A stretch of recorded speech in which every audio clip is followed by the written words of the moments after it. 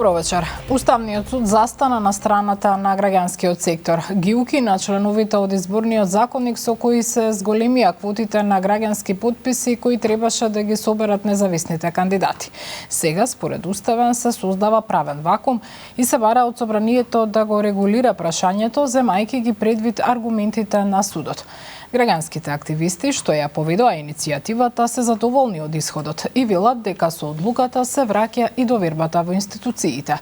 Измени што сега се укинати предвидуваа значително отежнати услови за поднесување на независни листи, бидејќи наместо најмногу 1000 потписи требаше да се обезбедат неколкократно повеќе. Со оваа одлука претходното правно правило не оживува. Ние можеме само да отстраниме неуставни норми од нашиот правен поредок. Тоа значи дека законодавецот во најскоро можно време треба да пристапи и да ја пополни оваа правна празнина која настапи со нашата одлука. Во спротивно, евентуално непостапување на законодавецот би значило дополнителна повреда и дополнително стеснување на основните слободи и права на човекот и на граѓаните. Навистина израдува една ваква одлука во која што се овозможи, значи комплетно учество, релативно непречено учество на граѓанските листи, изборни листи, односно независните. Се надевам дека собранието ќе најде веднаш еден правен начин да го реши, да ја реши оваа дупка. Тоа е меч со две оштрици, искрено да ви кажам. Собранието ја констатира оставката на министерот за здравство Арбен Таравари, како и на двајцата заменици министри од неговата партија. Премиерот Мицкоски потврди дека ресорот здравство останува во вреди, но дека ќе го чека нивниот предлог. Вреди денеска ја официјализираше пратеничката група.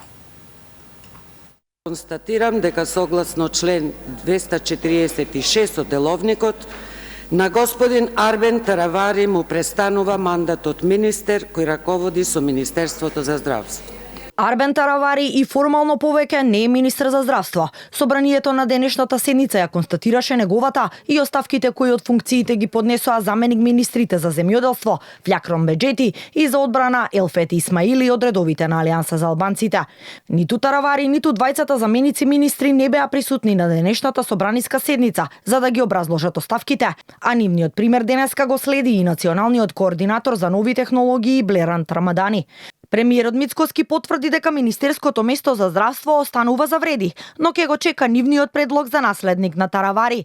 Јас очекувам оваа најдоцна следната недела имињата на членовите на владата да бидат познати и доставени до пратениците. Мислам дека треба да се задржи онаа структура во владата во која што функционира до сега. Така што очекувам предлог, па да видиме нормално со какви квалификации располага предлог. По последните оставки од владините функции, лидерот на Беса Билјалка Сами оценува дека сега има и трета алијанса за албанците, но за нив се важни да ги задржат гласачите кои претходно го гласаа Таравари.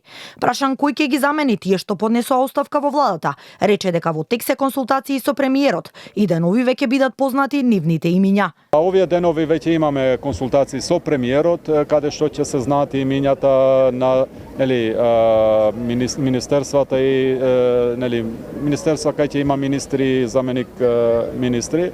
За нас е тоа важен процес за тоа што Министерството за здравство е многу важно министерство за да имаме резултати кои сме ги нуделе на граѓаните на последните парламентарни избори. Затоа за нас е многу важно персоналното решение за следниот или идниот министер за здравство. Во меѓувреме вреди ја официјализираше и новата пратеничка група која сега брои 9 пратеници. Координаторот Беким Ќоку очекува 10-тиот пратеник кој ќе им се приклучи да биде Салим Сулејмани од крилото на Таравари, кој викендов се повлече од партиските функции, но веројатно ќе ја задржи пратеничката функција. Ќоку упати апел и до другите пратеници, особено до оние кои го поддржаа крилото на Таравари, да се вратат во групата. Освен пратеникот Сулејмани, по различен пат со Таравари тргна и вице-премиерот за добро владење Арбен Фетаи, кој веќе известно е дека ќе остане дел од владата. Тој во телевизиско интервју синоќа изјави дека Алијанса за албанците се уште е дел од власта, бидејќи како што рече, од вкупно 50 државни функционери именувани од редовите на партијата, само тројца до сега поднеле оставка. Четврток, вице-премиерот Александар Николовски во Лондон ќе го потпише договорот со британските власти, со кој на земјава ќе бидат ставени на располагање 6 милиарди евра за инвестициски проекти. Николовски уверува дека финансиската рамка, од која првично ќе се трошат 2,2 милиарди, ќе може да се користи по досега најповолни услови. Сметам дека се работи за историски момент, за датум кој што ќе остане во аналите на македонската историја. Мислам дека 22 мај ќе е датум кој што долго се споменува македонската историја, затоа што се работи за досега најобемен договор кој што Македонија го постигнала со било која држава. Минималните трошоци на едно 4-члено семејство во мај се зголемени за 1217 денари во споредба со април, покажуваат податоците што денеска ги објави ССМ. Синдикалната минимална кошничка според објавените податоци во мај изнесува 63.908 денари. Со изнаемен стан од 60 квадрати синдикалната кошничка изнесува 79.283 денари. Трошоците за храна и пијалаци во мај изнесуваат 22.434 денари и се за 954 денари зголемени во споредба со април. Во услови на зголемени трошоци за живот, особено по завршувањето на мерките на владата, упатува на тоа дека е потребен раст на платите, велат од ССМ. Од СДСМ вела дека податоците на Сојузот на синдикати се поразителни и дека за една година се случил дебакл на економските политики на владата. Народот крпи крај со крај, функционерите на ВМРО-ДПМН живеат надвор од реалноста во свет на папаја, манго, октоподи.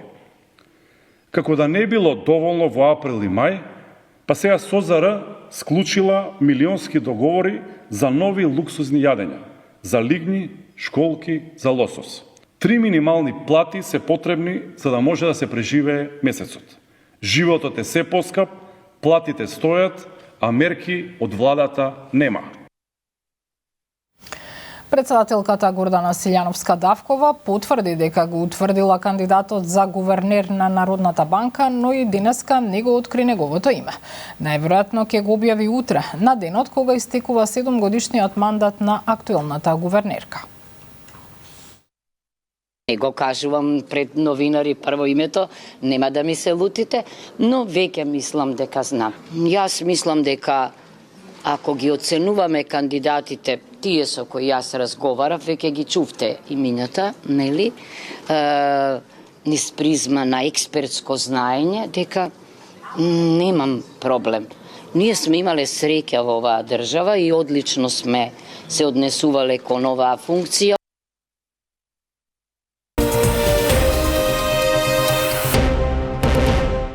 Без животно тело на 19 годишен матурант вчера напладне е пронајдено во нива на влезот во Струмица на локацијата позната како Крива река.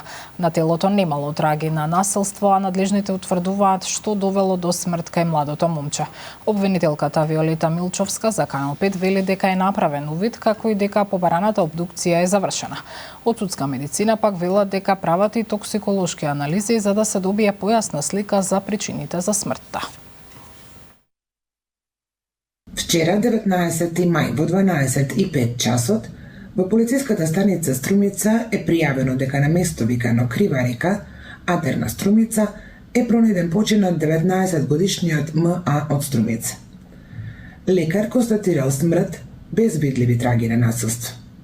Увид на местото извршија јавен обвинител од Основното јавно обвинителство Струмица и екипа на СВР Струмица. По наредба на обвинител, телото на починатиот е дадено на обдукција. Вестите завршија. Останете со